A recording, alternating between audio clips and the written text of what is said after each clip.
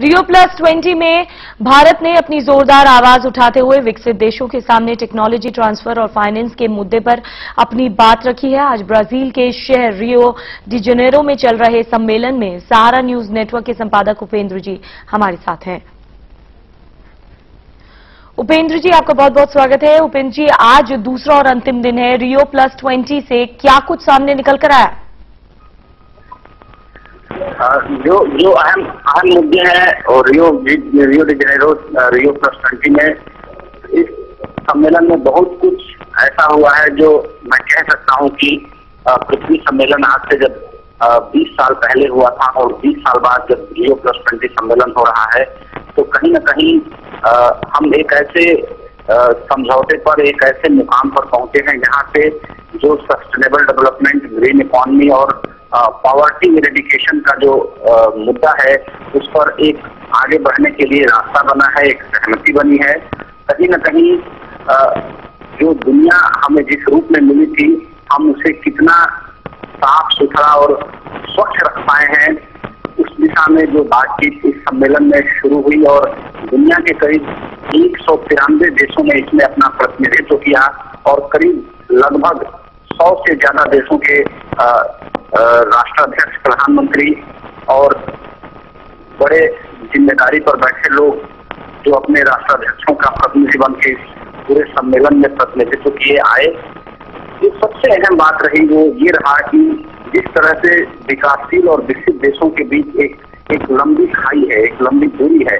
विकासशील देशों को अभी बहुत लंबा सफर तय करके विकसित देशों के मुकाम तक पहुंचना है। तो जो G77 कंट्रीज हैं, जो विकासशील देशों का एक समूह है और जो विकसित देश हैं, जो यूरोपियन यूनियन और अमेरिका, उन दोनों समूहों के बीच यानी G77 और विकसित देशों के बीच एक गहरा मतभेद है इस मसले पर कि विकासशील देशों को अभी एक लंबा सफर तय करना है और विकसित देश चाहते हैं कि वो जिस सफर में, जिस मुकाम में जहां पहुंचे हैं वहीं से अपनी रफ्तार पे ब्रेक लगाएं और उनके बताए नियमों के हिसाब से जो कार्बन एमिशन है, कार्बन उत्सर्जन है, उसके लिए अपने उद्योग धंधों को सेक्रीफाइस करें। जबकि विकासशील देश चाहते हैं कि अगर उन्हें इतनी बड़ी कीमत चुकानी पड़ेगी पोल्यूशन और तमाम चीजों को कंट्रोल करने के लिए, तो जाहिर सी बात है कि उनके ढांचागत विकास के लिए उन्हें पैसा चाहिए और जिन उद्योग धंधों को उन्हें बंद करना पड़ेगा कार्बन एमिशन के चलते, कार्बन उत्सर्जन के चलते, तो उसके लिए जो बड़े पैमाने पर बेरोजगारी फैलेगी उसका क्या होगा। ये एक अहम मुद्दा रहा जिस पर अभी भी मैं कह सकता हूँ कि पूरी सहमति नहीं बन पाई और ग्रीन इकोनॉमी के मसले पर जो सहमति बनी है वो काफी काबिले तारीफ है कि भाई कहीं भी कोई उद्योग धंधा या कोई भी निवेश या कोई भी इंडस्ट्री लगे तो इस बात का ध्यान रखा जाए कि पृथ्वी का पर्यावरण यानी कि पृथ्वी को कम नुकसान पहुंचे, कम क्षति पहुंचे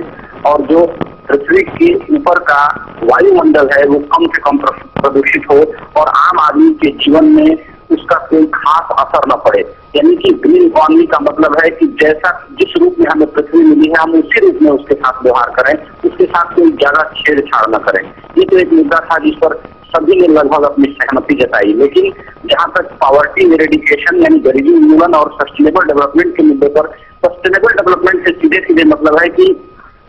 विकास ऐसा हो कि जिससे हर आदमी को रोटी, कपड़ा और मकान मिल सके और यही जो अर्थव्यवस्था का मूल आधार है कि रोटी, कपड़ा और मकान, जो अभी दुनिया के करीब 300 देशों में से मैं कह सकता हूँ कि 200 देश ऐसे हैं जिनकी एक बहुत बड़ी आबादी को रोटी, कपड़ा और मकान अभी भी ठीक से नहीं मिल पाया है। तो सस्टेनेबल डेवलपमेंट के मुद्दे पर भी काफी विचार मंथन हुआ और ये उम्मीद जताई गई कि जिस तरह से सभी देश मिल करके इस मुद्दे पर बातचीत करने के लिए बैठे हैं तो कहीं न कहीं एक टिकाऊ विकास के लिए जरूरी है कि आम आदमी के हाथ को मजबूत किया जाए, आम आदमी को रोटी, कपड़ा और मकान के अवसर मुहैया कराए जाए। इन सारे मुद्दों पर सहमति बनी। लेकिन जो ग्रीन इकोनॉमी के मसले पर, जो कार्बन एमिशन के मसले पर जो कुछ अंतर्विरोध रह गए, मुझे लगता है कि अभी कुछ और वक्त लगेगा इस मसले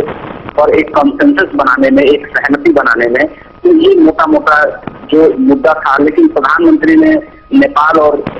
नेपाली प्रधानमंत्री और श्रीलंकाई राष्ट्रपति से बातचीत में दो अहम मुद्दों की तरफ सबका ध्यान खींचा। प्रधानमंत्री प्रधानमंत्री ने घोषणा की कि पावर सेक्टर में पावर सिक्योरिटी के लिए जरूरी है कि कहीं न कहीं अगर कार्बन एमिशन की बात की जा रही है तो neat and clean environment provide करने के लिए हाइड्रो पावर और सोलर पावर पे जोर दिया जाए। लिहाजा 20,000 मेगावाट बिजली अगले 5 सालों में बनाने का लक्ष्य है भारत का सोलर पावर से, और करीब 40,000 मेगावाट बनाने का लक्ष्य है हाइड्रो पावर से। जो मुझे लगता है कि अगर ये लक्ष्य हम प्राप्त करने में सफल हो जाते हैं तो कार्बन एमिशन यानी कार्बन उत्सर्जन को कम करने की दिशा में भारत का एक बहुत बड़ा और जोरदार कदम होगा। हालांकि चाइना इस दिशा में काफी आगे बढ़ चुका है, लेकिन भारत दूसरा ऐसा देश होगा जो इस दिशा में आगे बढ़ेगा। तो प्रधानमंत्री ने इसकी शुरुआत Rio+20 सम्मेलन में ही अपनी जो बायलैटरल यानी द्विपक्षीय जो वार्ताएं उन्होंने प्रधानमंत्री नेपाल के साथ की और राष्ट्रपति श्रीलंका के साथ की, उसमें इस बात की तरफ उन्होंने इशारा भी किया और जो प्रेस ब्रीफिंग में फॉरेन सेक्रेटरी ने बताया उसमें 2 बातें साथ साथ निकल के आई कि एनर्जी सिक्योरिटी के मसले पर भारत काफी गंभीर है और कार्बन उत्सर्जन के मसले पर भी भारत काफी गंभीर है, और इन सभी मुद्दों पर भारत अपने पड़ोसी देशों के साथ समझौता करके उनको भी लाभ देना चाहता है और खुद अपने भी लाभ लेना चाहता है। तो ये देकर के जो पूरा मुद्दा रहा वो यही रहा कि नारा जो Rio+20 का था कि भविष्य हम जैसा चाहते हैं, तो भविष्य हम जैसा चाहते हैं उसकी दिशा में सभी देशों को मिल बैठ के प्रयास करना पड़ेगा। और भारत और चीन 2 ऐसे देश हैं जिनके मुद्दे को, जिनकी समझ को, जिनके उठाए गए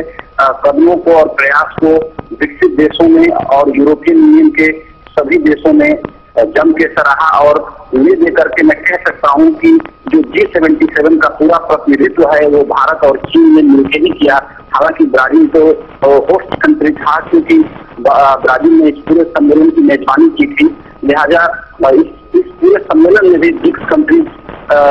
छाए रहे, ब्राजील, रसिया, चाइना और साउथ अफ्रीका। लेकिन भारत और चीन ने इस पूरे मसले पर अपना लीड लिया और भारत ने एक बड़ी लाइन खींची है, प्रधानमंत्री ने एक बड़ी लाइन खींची है। और 2 देश ऐसे हैं जिन्होंने Rio+20 सम्मेलन की बात करें या 20 साल पहले पृथ्वी सम्मेलन की बात करें, जो कमिटमेंट, जो निगोशिएशन, जो समझौते हुए थे उस पर बहुत हद तक ये दोनों देश खड़े उतरे हैं। लिहाजा अब Rio+20 के बाद भारत और चीन और BRICS कंट्रीज के सामने सबसे बड़ी चुनौती है कि कार्बन एमिशन के मसले पर वो कैसे सहमति बनाए और बाकी विकासशील देशों को एक सस्टेनेबल डेवलपमेंट यानी टिकाऊ विकास, ग्रीन इकोनॉमी यानी हरित व्यवस्था और पॉवर्टी इरेडिकेशन यानी गरीबी उन्मूलन, इन 3 मुद्दों पर कैसे एक कॉमन मिनिमम प्रोग्राम बनाया जाए जिससे कि सबको सफलता मिले, सब खुश रहें और सब तरफ खुशहाली हो। जी, बहुत बहुत शुक्रिया इस पूरी जानकारी के लिए। तो सहारा न्यूज नेटवर्क के एडिटर श्री उपेंद्र राय, जो कि ब्राजील में +20